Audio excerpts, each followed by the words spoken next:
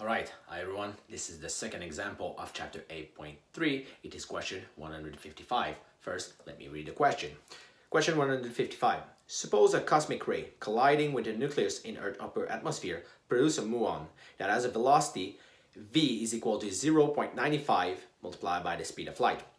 The muon then travel at constant velocity and live 2.2 microsecond as measured in the muon frame of reference.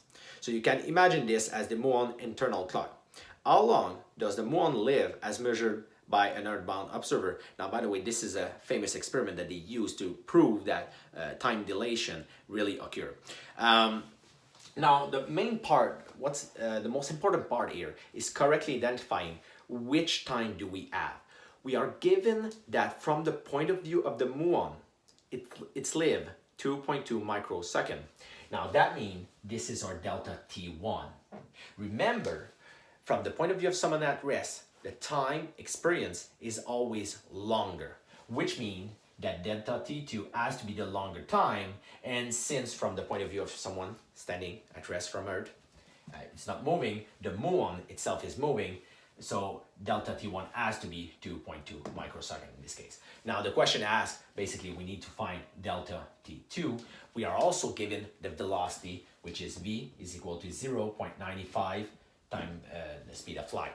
All right.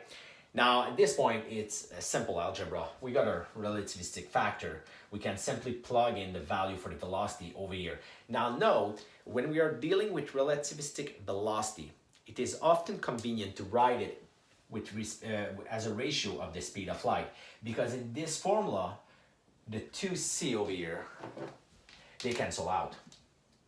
So it's easier to do the computation. But you can still write it in meter per second. It's your choice really, but it's more convenient to write it in that form. Now we'll get that the gamma, the relativistic factor, is equal to 3.2. And now at this point, it's simply plug and play. We got our 3.2 multiplied by 2.2 microsecond. Now I did not change a microsecond. We all know what a microsecond is by this point. So we get in the frame at rest, the time elapsed is 7.04 microsecond. All right, so it's relatively simple. Again, the challenge is in identifying correctly which frame is moving or not. So identifying correctly the time. Which one is delta T1, which one is delta T2. All right, but beside this, it's fairly simple.